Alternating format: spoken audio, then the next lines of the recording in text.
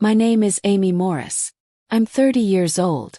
And this is the story of how I helped build my father's company into a $100 million empire, only to be betrayed by the very people I once called family.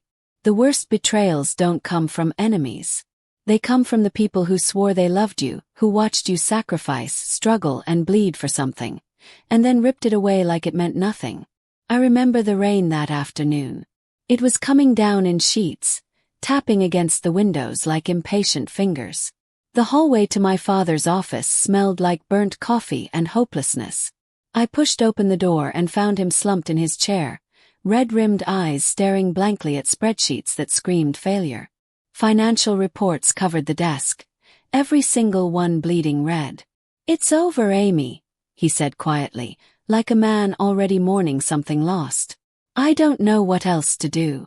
I've given it everything I had. And it's all slipping away." I looked at him and felt something fracture inside me. This was the man who once took apart an entire desktop computer with his bare hands just to teach me how to rebuild it. This was the man who stayed up all night trying to finish a project, who never missed a science fair, who beamed with pride when my fourth-grade coding app won first prize at the county expo. But in his eyes, I wasn't enough. Not like my brother, Ethan Morris, 32 years old, town heartthrob, social magnate. His Instagram was filled with images of cocktail glasses, designer suits, and yacht selfies. My father loved to introduce him as the face of Morris Tech, even though Ethan hadn't set foot in the office for more than 10 hours total that year. He had charm, I'll give him that. But charm doesn't close contracts or pay salaries. I had just graduated from business school with top honors and a hunger to prove myself, not to the world but to my own father. I was tired of being the good girl in the background, the one who brought coffee to meetings but never got a seat at the table, the one who kept the engine running while Ethan posed for photos on the hood. "I'll fix it," I told him that day. "Just give me 6 months." He laughed, a dry, broken sound. "Amy, we owe more than we make. You'd be trying to bail out a sinking ship with a thimble." "Then I'll build a new boat," I snapped, surprised at my own anger. "But you're not going down like this." I didn't wait for permission. That night, while Ethan posted champagne selfies from the rooftop of some exclusive club, I rolled up my sleeves and started combing through the company's operations. There were holes in everything. Budget leaks, bloated contracts, unpaid invoices. The company wasn't just bleeding, it was hemorrhaging. I cut every unnecessary cost.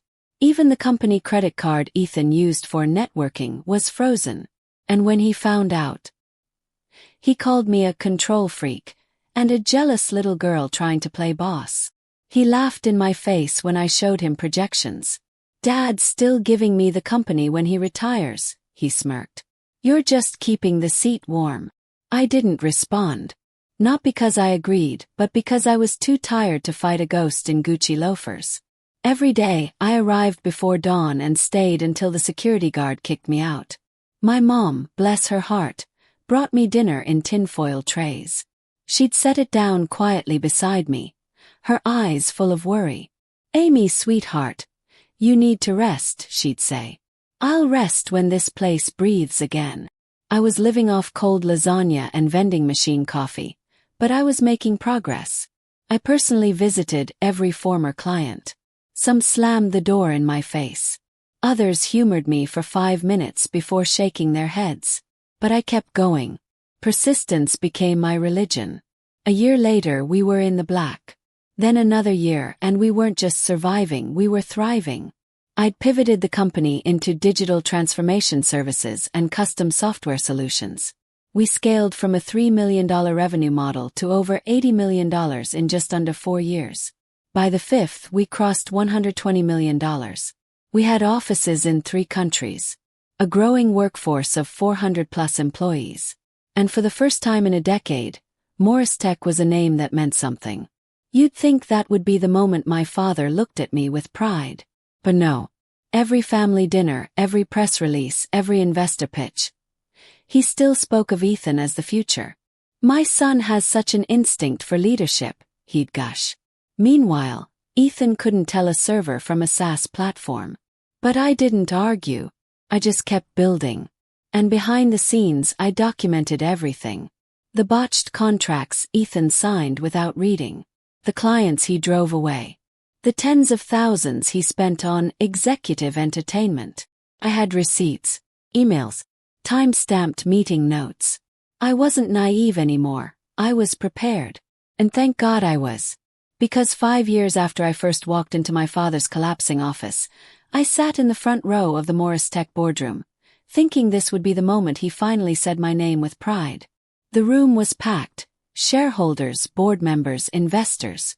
I had the company's 5-year growth plan in my hand. Ethan sat next to me, obnoxiously confident in a custom-tailored navy suit. My father took the stage. "I want to thank all of you for being here on this important day," he began. "After 30 years, I am stepping down as CEO of Morris Tech."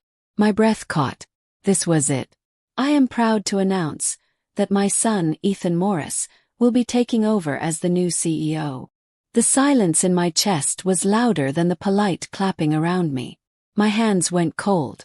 I stared straight ahead, refusing to look at Ethan's smirk. And then the second blade came down. "We've also uncovered some troubling activity in recent management practices. Some decisions made without board approval, actions that have compromised the integrity of this company." Ethan stood. "Unfortunately, that individual is my sister, Amy Morris." Then silence. Then 2 security guards appeared beside me. "Amy, you're suspended. Effective immediately," one of them said. I opened my mouth. Nothing came out. Ethan leaned in, fake sympathy oozing from his grin. "Sorry, sis. Maybe it's time to find a new sandbox." They walked me out of the building I had poured my soul into, past employees who wouldn't meet my eyes, past interns who once called me their role model. Each step felt like a nail in the coffin of a life I built from the ground up. But here's the thing about people who think they've buried you. They always forget you're a seed. I didn't cry. Not when the guards escorted me out of the boardroom. Not when Ethan's smug voice followed me like an echo I couldn't erase. Not even when I sat alone in my tiny apartment, still dressed in the navy blazer I'd worn to what I thought would be my crowning day. I just sat there, staring at the screen. The quarterly report I had completed the night before still glowing in the darkness like a cruel reminder of everything I'd built, and everything they'd stolen. But humiliation has a short half-life when your blood runs with fire. By the time the sun rose the next morning, I had already pulled every file I'd kept on Ethan's misconduct. Digital copies, hard drives, even a folder I kept hidden in the back of my closet labeled insurance. He thought I was soft. Pushover. Just the quiet girl in the corner who worked late and never complained. He had no idea who I really was. That morning, I sent a message to an old college friend now working at the U.S. Securities and Exchange Commission. "I have something you're going to want to see. It's about Morris Tech. Let's meet." No fluff. No drama. Just facts. By the time Friday rolled around, I had 3 separate meetings scheduled with federal investigators, 2 tech journalists, and a data security analyst I trusted like family. Meanwhile, Ethan was busy posting victory photos on social media. Him smiling with the board, a champagne glass in one hand. His other arm around my father like some kind of conquering hero. The comments were full of sycophants. The future of tech. What a legacy. Well deserved. Disgust didn't begin to cover what I felt. But I said nothing. Instead, I watched and waited. And when Monday arrived, I made my move. At exactly 9 a.m., as Ethan walked into the CEO's office, his computer monitor flickered. Not the company dashboard, not his email client, but a video. A video I had stitched together myself, sourced from our internal conference recordings and security footage I still had backdoor access to. There he was, Ethan, sitting across from a rep from our biggest competitor, laughing like he had nothing to lose. "Just transfer the client data to my personal account. My sister handles the actual work. I just sign things off. They'll never know." The video played on every screen across Morris Tech. Desktop, laptop, conference rooms, even the smart TVs in reception. All of it. And that wasn't all. Seconds later, emails began hitting every inbox, from the board to every intern. Attachments included proof of Ethan's insider trading, a company funds misused for personal travel, undocumented wire transfers, a complete timeline of misconduct, signed, time-stamped, irrefutable. I watched it all unfold through a secure camera feed I had installed in the server room during a network overhaul. The IT team had quit that morning, every one of them already hired by me, now part of a company no one even knew existed yet, Morris Innovations.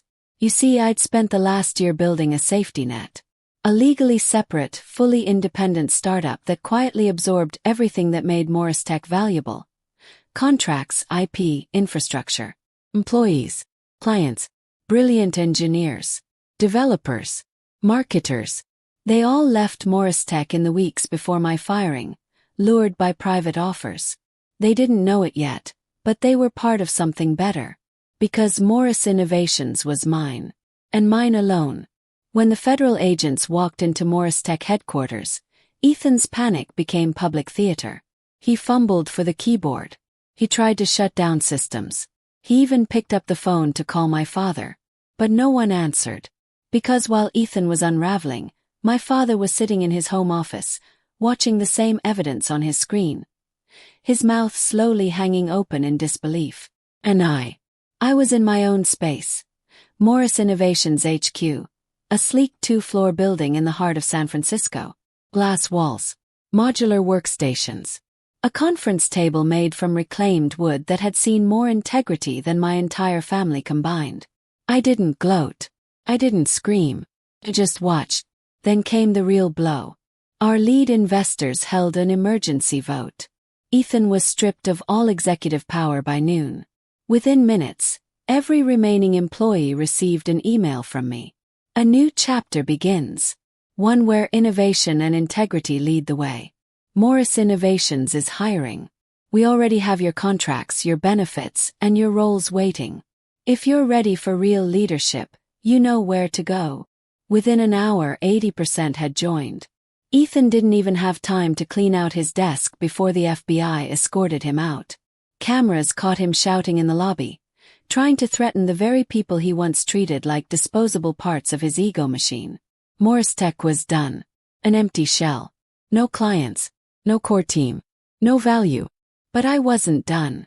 3 weeks later, I sat in my new office. The sunlight poured across the polished concrete floor as I reviewed an email from Forbes requesting an interview. The subject line. The woman who quietly built a $1 billion tech empire from her family's ashes.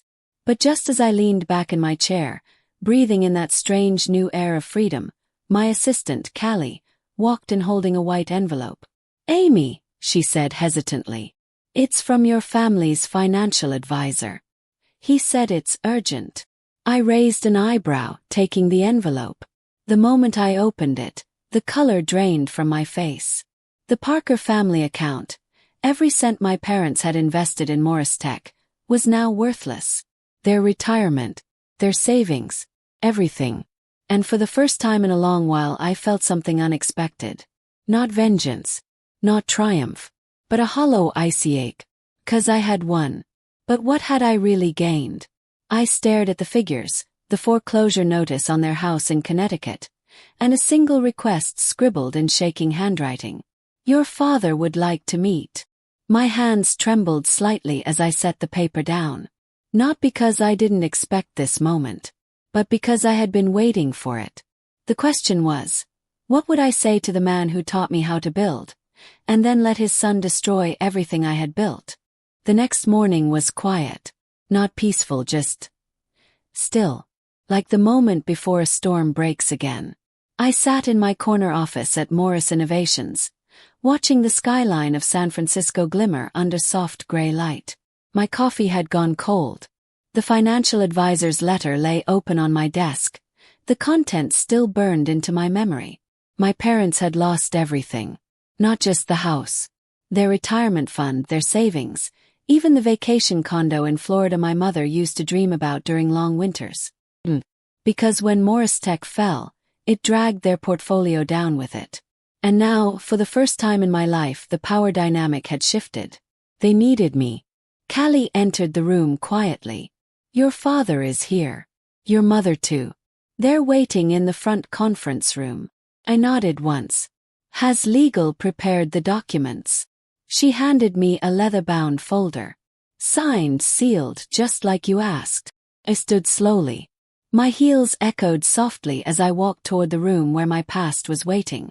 It was the same model of conference room chair my father used to make me sit in while he explained why Ethan just had better instincts for leadership.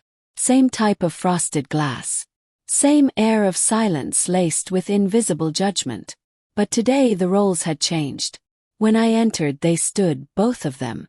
My mother looked thinner than I remembered. Her eyes puffy from crying.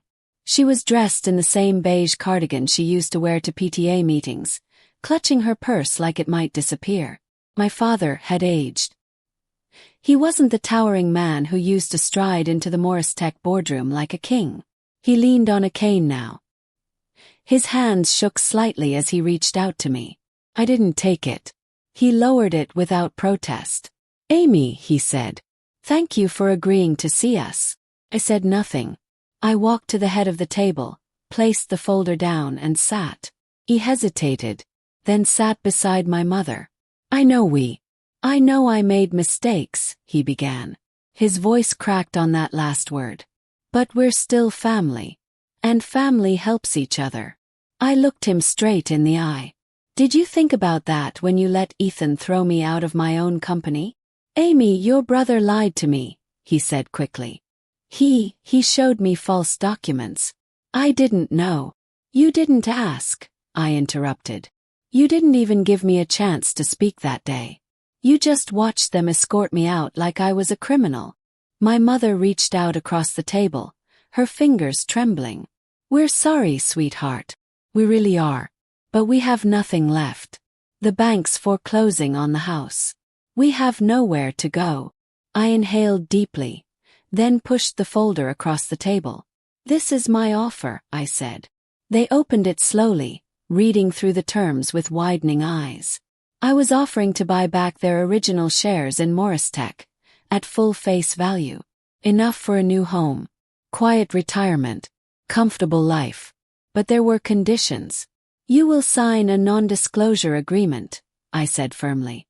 You will never speak of what Ethan did. Not publicly. Not even to extended family. My father blinked.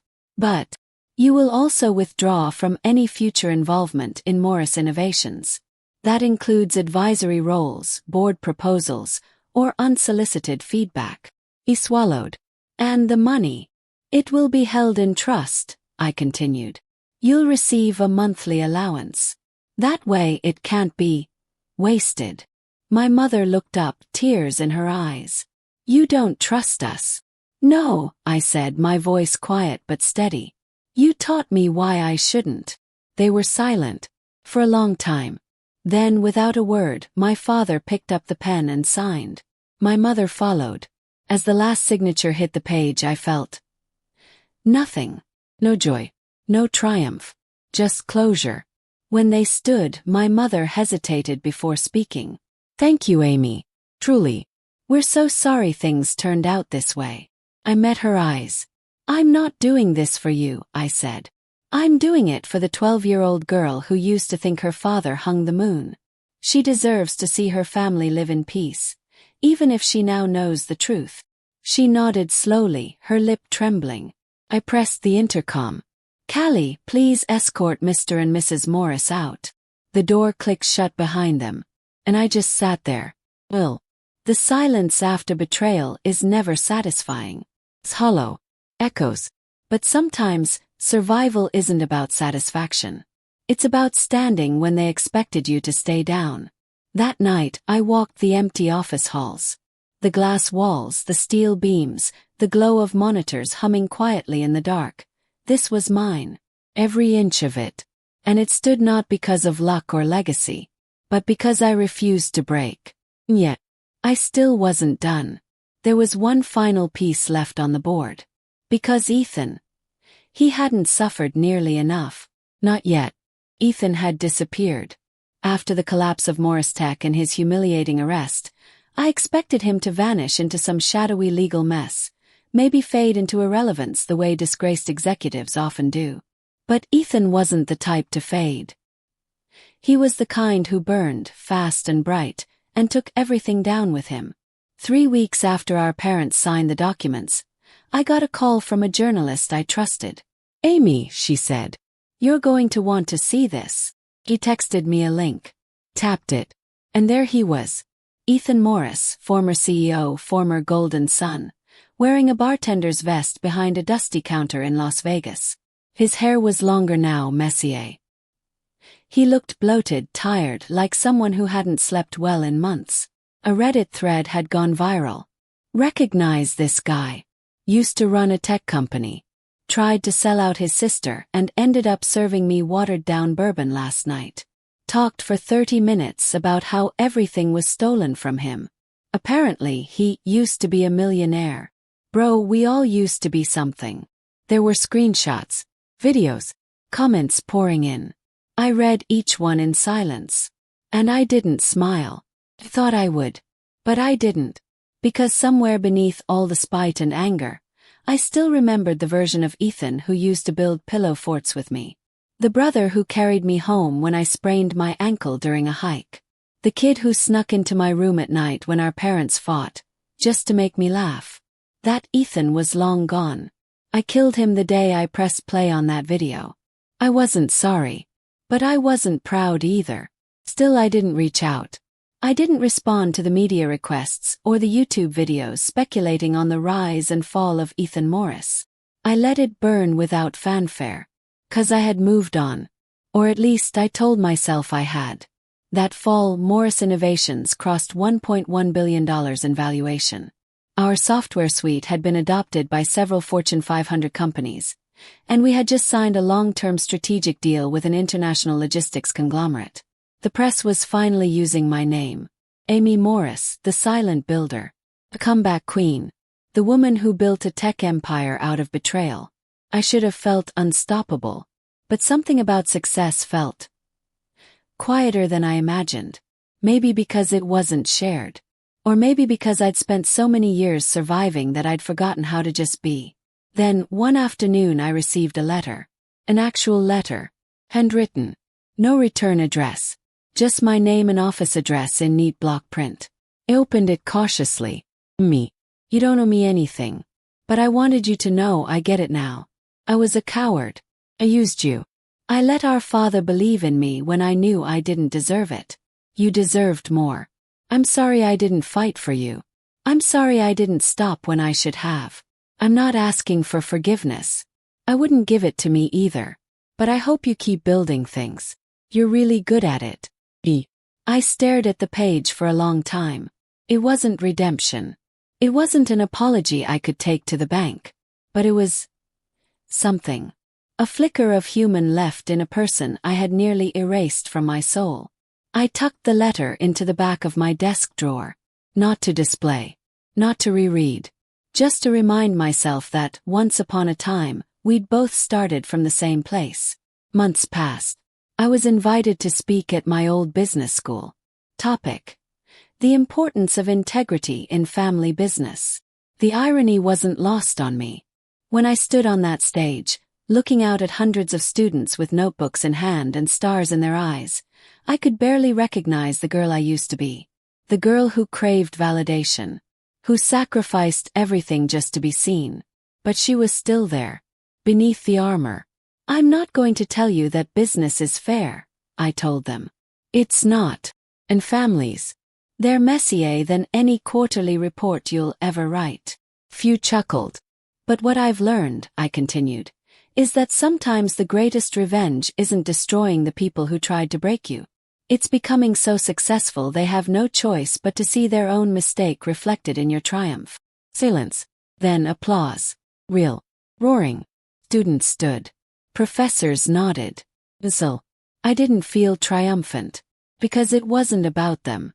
It was about me. I had survived. I had risen.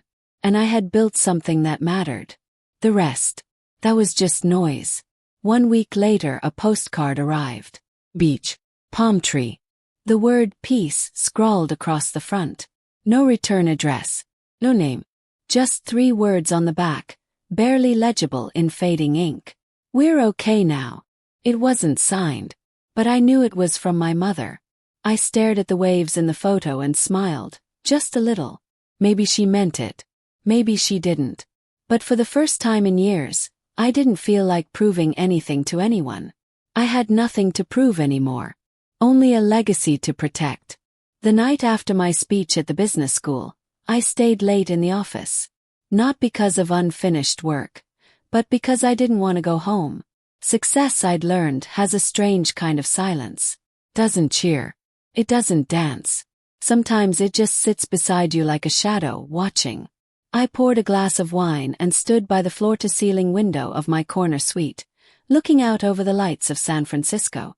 Each glimmer in the skyline reminded me of the choices I'd made, of everything I'd lost to get here, and of everything I'd refused to lose. I was no longer the daughter who begged to be seen, no longer the sister who fought for scraps of acknowledgement. Now I was Amy Morris, founder, CEO, and majority shareholder of one of the fastest-growing tech firms in the country. And yet, some nights, I still dreamed of that rainy afternoon in my father's office, when he looked up with tired eyes and whispered, "It's over." It was never really over. The past doesn't just disappear. It lingers. A few days later, Callie buzzed into my office again. "Amy, there's someone here asking to see you. No appointment. He's not on the list." "Who is it?" "He says his name is Matthew Chen." My heart skipped. Matthew had been our lead developer at Morris Tech. One of the smartest, most loyal people I'd ever worked with. He'd followed me when I built Morris Innovations, but we hadn't spoken in nearly a year. Not since he left the company for a new AI startup in Seattle. I hadn't even known he was back in the city. "Send him in." The door opened, and there he was, taller than I remembered, a little more tired around the eyes, but still the same kind smile. "I hope this isn't a bad time," he said. "No," I replied. "Not at all. Sit down." He lowered himself into the chair and leaned forward. "I came because I think there's something you need to know. Something about Ethan." Blinked. "What about him?" Matthew pulled out his phone and slid it across the table. A video played, blurry, handheld, grainy audio. But Ethan's voice was unmistakable. The whole thing was rigged. She had it planned for years. "My sister's a snake. She hacked the system. Framed me. I'm gonna expose her. I swear the world's gonna know." My stomach tightened. Matthew looked at me gently. He's been saying things like this at bars, at events, to anyone who'll listen. First, people laughed it off. But he's starting to gain attention. Some online forums, even a few fringe podcasts. The story's starting to spread. "He has no proof," I said flatly.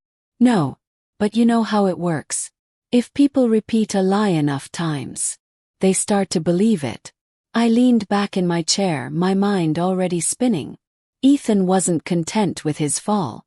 He wanted to drag me down too. Even if it was with rumors and half-truths. He had nothing left to lose. And that made him dangerous. "I have contacts," Matthew offered. "We can put out a preemptive media statement. Get ahead of it." "No," I said quietly. Matthew frowned. "You want to ignore it. I want to end it.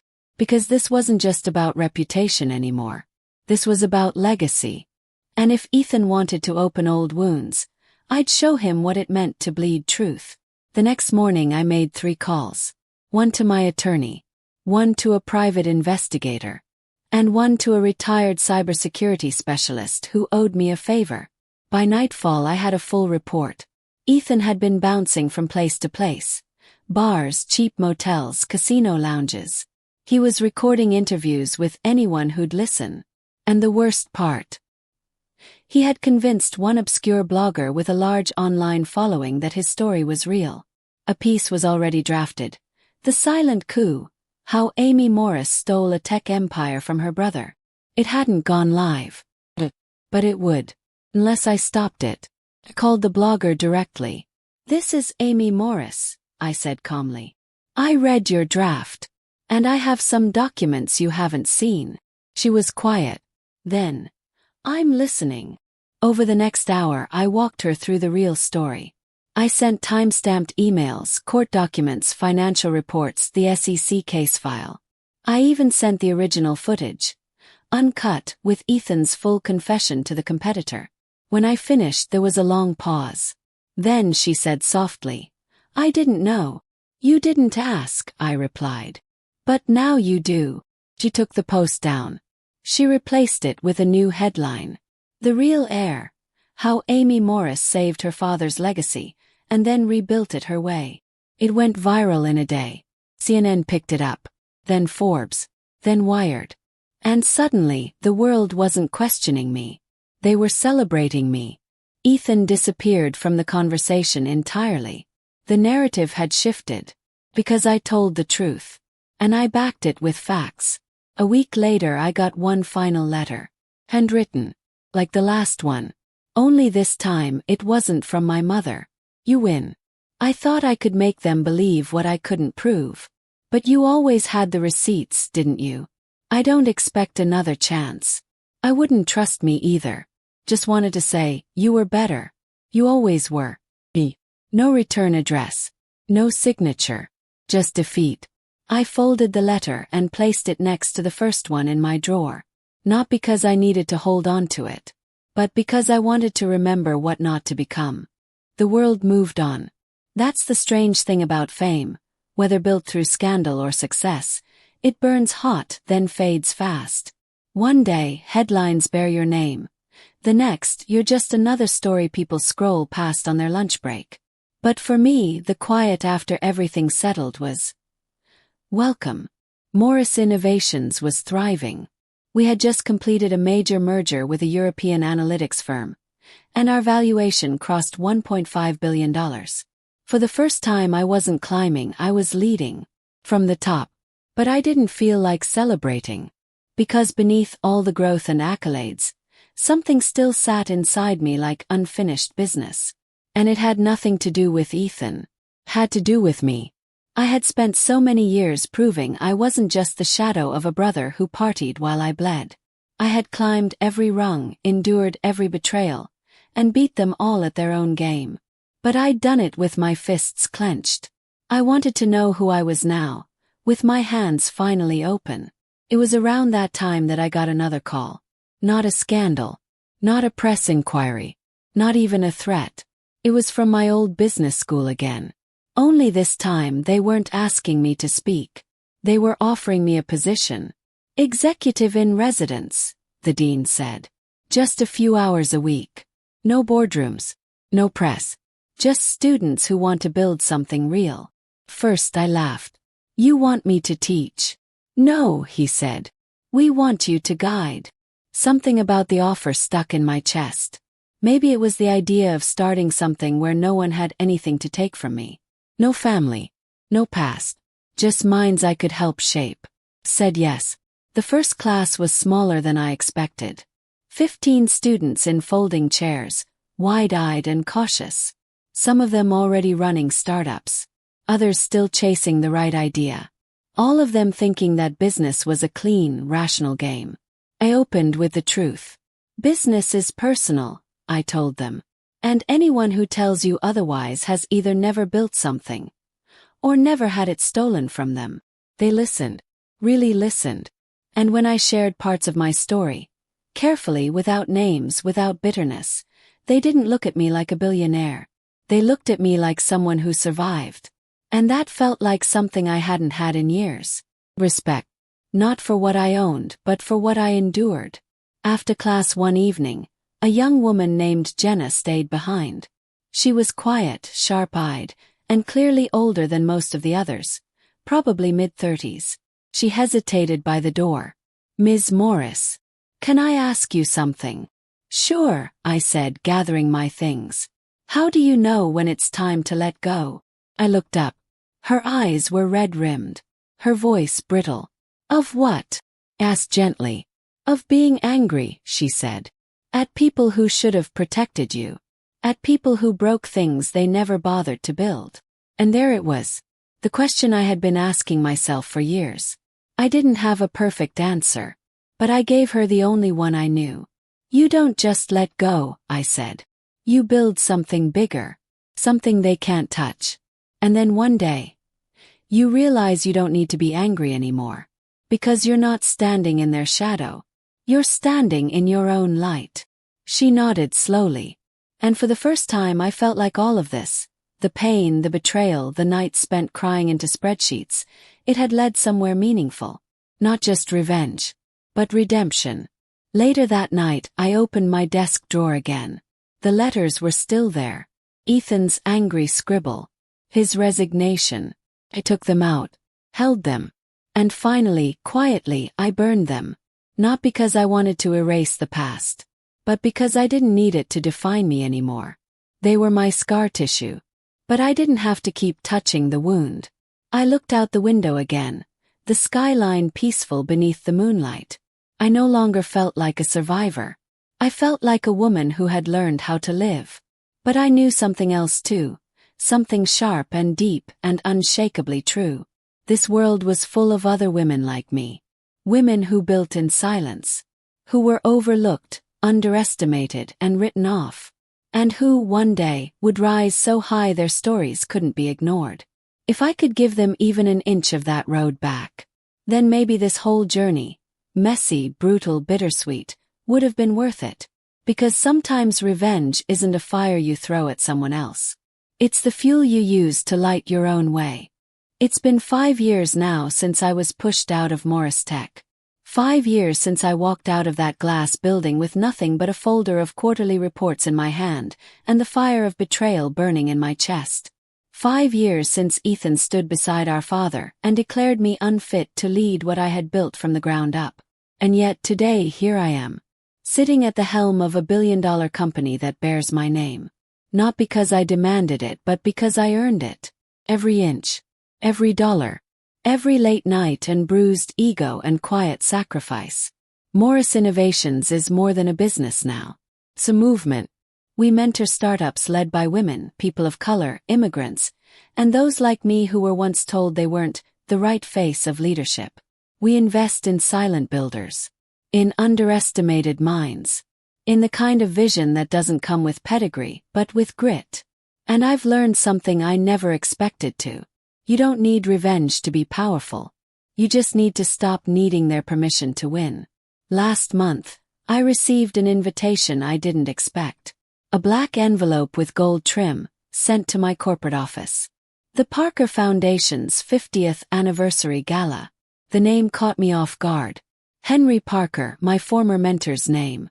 A man who once told me, "There will come a time, Amy, when you won't need to shout. The world will already be listening." I hadn't seen him since my early Morris Tech days. He'd gone quiet after the scandal. Retired quietly. But he had watched everything from afar. Inside the envelope was a note, handwritten. "You made it, Amy. You always were the real architect. Come show them what real leadership looks like." A Henry. I stared at that line for a long time. What would showing up mean? Would it be victory? Would it be a statement? Or would it simply be walking through the fire and coming out whole? The night of the gala, I wore a sleek black suit. No gown. No jewelry. Just quiet, sharp power. I stepped into the marble-floored ballroom to murmurs and glances. People remembered. They always do, even if they pretend they don't. A few old board members approached me sheepishly. One said, "We didn't know the full story back then." Smiled. "You didn't ask." I didn't stay long. I didn't need to. I wasn't there to make a scene. I was there to remind them I was still standing. Stronger than ever. The next day, I sat in the sunroom of my coastal home in Marin, flipping through a stack of letters we'd received at the office. One caught my eye. It was a postcard. A different beach this time. Clearer skies. On the back, in that same careful handwriting. "We're proud of you. And we're sorry. Always. Mom." There was no address. No phone number. Just that message. And it was enough. I placed it beside my window, where the morning light could touch it. Not because I needed the words, but because they reminded me that closure doesn't always come when we want it to. Sometimes it comes when we've grown strong enough not to need it anymore. A few days later, I returned to campus for a final class. It was Jenna's last day in my seminar. She stood at the door after everyone had left, holding her startup pitch binder like it was made of glass. "Ms. Morris," she said softly, "I wanted to tell you something." I looked up. "I used to think strength was about having all the answers," she said.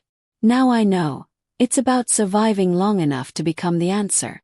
Smiled. "You're going to be just fine," I told her. And I meant it. Because I had seen the beginning and the end of this road. I had built an empire from ash. And I had stood tall in rooms meant to make me feel small. So here's what I want you to remember. Whoever you are, whatever they took from you, whatever betrayal they thought you'd never recover from, you don't have to get even. You don't have to burn down their house. You just have to build your own, brick by brick. And one day they'll drive past it and realize they bet against the wrong soul. Because in business, as in life, it doesn't matter who they chose. It matters who's still standing when the dust settles. And I'm still here. Me Morris. Daughter. Sister. Survivor. And the rightful owner of everything they tried to steal. Sometimes the sweetest revenge isn't in watching your enemies fall. It's in rising so high that their silence is louder than any apology they could ever offer.